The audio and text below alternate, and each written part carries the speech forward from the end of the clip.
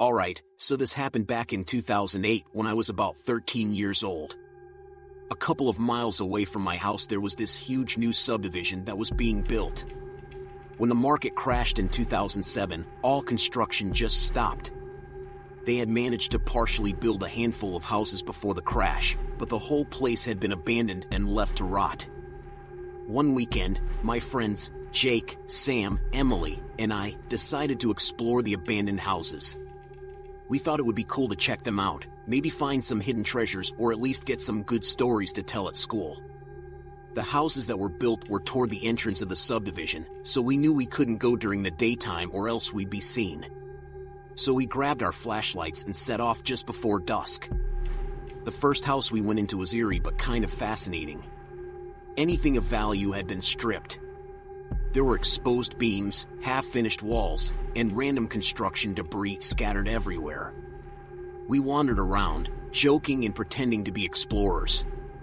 Emily found some old construction plans and we tried to make sense of them, laughing at our guesses of what the rooms were supposed to be. As the sun set, we decided to check out another house, the one furthest from the subdivision's entrance. This one seemed to be the larger of the houses that had been built, which meant more space to explore. We entered in through the back and the place immediately felt creepier than the house we just left. The empty windows and unfinished walls cast long shadows, and every sound seemed to echo. After we wandered around the main floor for a bit, we decided to check out upstairs. The stairs were half finished, with some steps missing, but we managed to climb up without too much trouble. The second floor was even more eerie than the first. We found what looked like it was supposed to be bedrooms, and each one was filled with trash.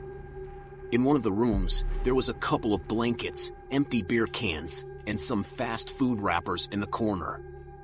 There were empty 5-gallon paint containers that were arranged in a group, like chairs. It didn't seem too odd to me at the time, because I just thought that was stuff that had been left by some other kids who had come here to explore, or maybe some high schoolers who had been hanging out there getting drunk. As we explored, we found an unfinished bathroom with a tub partially installed. The plastic sheeting on the window was torn, and the tub was filled with rainwater and debris. The floorboards creaked under our feet, and a sense of abandonment was palpable. Emily found an old weathered notebook on the floor next to the bathroom vanity. It had some doodles and notes from a construction worker, talking about their progress and mentioning delays. We headed back downstairs and Jake suggested we check out the basement. I'm not gonna lie, by this time it was dark outside and I was ready to go. It was a stupid idea, but we were kids, and everyone else wanted to go down, so I agreed. We found the basement stairs and headed down. The basement was pitch dark and smelled musty. Our flashlights flickered as we stepped carefully on the concrete floor. There was a weird sense of stillness down there, and I could feel the hairs on the back of my neck standing up. As we were poking around, we heard a noise from upstairs. It sounded like footsteps. We all froze. I remember looking at Jake and seeing his eyes wide with fear. We whispered to each other, trying to figure out if we should go check it out or hide.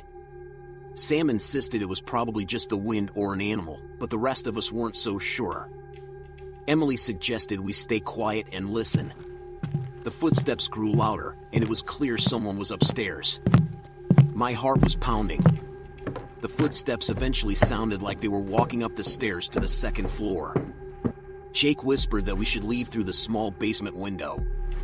The window had been boarded closed from the outside at one point, but by now, the plywood was just attached at one corner, so you could push it to the side to create an opening.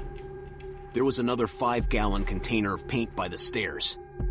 Sam went to move it under the window to create a step for everyone. I guess he thought it would be empty like the ones upstairs. He underestimated its weight and ended up tripping with it as he picked it up. The container fell to the floor with a loud crash. We stood there wide-eyed and terrified. Jake grabbed the paint container and put it under the window just as we heard it. Footsteps rushing down the stairs from the second floor and headed this way. Panic set in, and we scrambled to the window. It was a tight squeeze, but we managed to get out one by one. I was the last one, and just as I was pulling myself through, I saw the basement door open and a shadow at the top of the stairs. I heard someone rushing down the stairs and yelling something I couldn't make out, just as I moved the plywood back to cover the window. We didn't stick around to see who it was. We grabbed our bikes and rode like hell through the weeds and overgrown grass until we reached the entrance of the development. Breathless and scared out of our minds, we finally stopped and looked back. The houses loomed dark and silent against the night sky. We never did find out who was in that house. Maybe it was a security guard, maybe another group of kids, or maybe someone with less innocent intentions. Either way, we didn't go back to those abandoned houses again. Some other developer bought the land about 10 years later. They demolished all of the existing structures and built new ones. Every time I passed by that development, I'd get a chill remembering that night.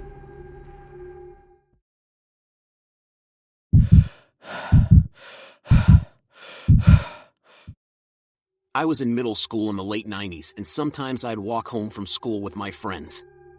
The route to get to my home wasn't a direct shot. It involved walking across an apartment building's parking lot, several cut-throughs through people's yards, and going across a small stream/ditch that varied in its water depth that just so happened to be behind my friend Emily's house. This one afternoon I was walking home with my friend Jessica, who was telling me what a group of them had done the previous weekend. It all started on Friday night when Emily overheard her mother talking on the phone. She said their neighbor, the one across the ditch, had been arrested. The story was that his wife left him and took their child during the day. When he came home that night, he found they were gone and in a fit of rage, began trashing their home. He must have been making a lot of noise because one of his neighbors called the police. When they arrived, the man got into an altercation with them and he was arrested. On Saturday, Emily, Jessica, and a couple of other kids were hanging out and she told them the story. This house didn't have a fence around it, so naturally, they decided to check out the backyard and see if they could see anything through the windows. One of the kids, I think it was Aaron, tested the sliding glass door and found it was unlocked, so they all went inside and took a look around. Being a teenager is a funny thing. Although I was, and still am, pretty much a baby when it comes to breaking rules. In that moment, the rejection I felt from not having been included in this on Saturday took over, and I told Jessica I wanted to check out the house. I mean, we were walking by it anyway, so we might as well. We crossed the ditch and stood in the backyard. It was a 2-story, brownwood house that was probably built in the 1970s. There were some plastic kid toys in the yard, a covered grill, and some lawn chairs. We went up to the sliding glass door and tested it. It was still unlocked. We walked inside and entered the living room. I remember my heart pounding with a mix of fear and excitement. Inside, the place was a wreck. The TV had been smashed. Furniture was overturned, broken glass crunched under our sneakers, and there were holes in the walls. It was clear someone had let loose a lot of anger. The kitchen was the worst, cabinets torn off their hinges, dishes and glasses shattered everywhere. We found a crumpled wedding photo on the floor, half buried under debris, which gave me a weird feeling. It was like seeing a life that had been ripped apart. Jessica pointed out a baseball bat in the hallway by the front door. It was splintering a bit and had paint chips on it. She handed it to me, and all I could do as I was holding it and looking around was imagine the rage it must have taken to do this kind of damage. In the hallway upstairs there were broken picture frames on the floor. The first bedroom looked like a guest room, and it didn't really look like there was any damage in it. The next bedroom was the kids' room. From the decor it looked like a little boy's room. There were clothes and toys on the ground, but nothing terribly shocking. Then we went into the master bedroom. It was a mess. Clothes everywhere. Every dresser drawer had been opened and thrown on the floor. And then we saw what I assumed caused the neighbor to call the police. There were 5 bullet holes above the bed, shot into the headboard, and 1 shot into a pillow that I assumed was the wife's. As we were upstairs, I saw a car pull into the driveway. Jessica and I bolted down the hallway and down the stairs, back out the sliding glass door. As we reached the backyard, I saw the car pull away. They were just using that driveway to turn around. Jessica and I broke out into hysterical laughter as we walked around to the front of the house to head home. A neighbor had been outside watering his yard, and he saw us. He started yelling at us to stay away from that house, and if he ever saw us again, he'd call the police. We yelled sorry to him and started running down the street. For weeks after, we talked about what we had seen and the raw anger that had turned that house into a war zone. It was a reminder of how quickly things can fall apart and how the quietest neighborhoods can hide the darkest secrets.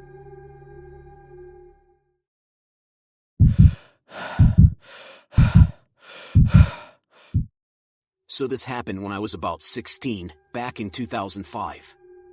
There was an old high school at the edge of town that had been abandoned, by this time for around a decade, after the district built a new, larger school on the other side of town. The old school was this creepy, looming structure that looked straight out of a horror movie. It obviously became a sort of rite of passage, and was a place most kids at the time would dare each other to check out. I was no different. One Friday night, after a football game, my friends Eric, Pete, and I decided to finally investigate. We told our parents we were having a sleepover at Eric's place, grabbed some flashlights, and headed over. We parked a couple of blocks away. The school was surrounded by a rusty chain-link fence, but we found a spot where it had been cut open, probably by other curious kids before us. As we approached, the broken windows and graffiti-covered walls gave the place an even more sinister vibe. We found an unlocked door near what used to be the gymnasium and slipped inside. The air was thick with dust, and every step we took echoed through the empty halls. It was eerie, but also kind of fascinating. We wandered through classrooms, and some still had desks and whiteboards, though everything was covered in grime. The science lab had broken beakers and rusted equipment scattered everywhere, like the students and teachers just vanished one day. The most unnerving part was the gym. The bleachers were pulled out, and old deflated basketballs were strewn across the floor. The smell of mold and decay was overwhelming. We found the locker rooms, which were trashed, lockers hanging open with old gym clothes and shoes left behind. We were just about to check out the second floor when we heard a noise from down the hall, like something falling. We all froze, flashlights pointing in every direction. My heart was racing, and the beam of my flashlight shook slightly in my trembling hand. The sound had been too loud and deliberate to be just the wind or a building settling. Eric broke the silence, his voice barely a whisper. "Did you guys hear that?" We all nodded, eyes wide. I pointed my flashlight toward the end of the hall, where the noise had come from. The light illuminated scattered debris and open lockers, but nothing moved. "Maybe it's another group of kids," Pete suggested, trying to sound hopeful. But deep down, we all knew that it didn't feel like kids messing around. Then, we heard it again. Footsteps. Slow and deliberate, coming from the direction of the old science lab. I felt like I was going to throw up. Eric motioned for us to back up, and we started moving towards the stairs as quietly as possible. Suddenly, a shadow appeared at the end of the hall. It was a tall figure, indistinguishable in the dim light, but clearly not one of us. Whoever it was, they were standing still, just watching us. Fear gripped me, and I felt the urge to run. Without a word, we turned and bolted down the hallway, our footsteps echoing through the empty school. We didn't stop until we reached the exit, practically tumbling out into the night. Breathing heavily, we glanced back at the school, half expecting to see the shadowy figure following us. But the doorway remained empty, the building silent once more. We ran to the car and drove off, the image of that figure burned into our minds. Even now, years later, the memory of that night still sends chills down my spine.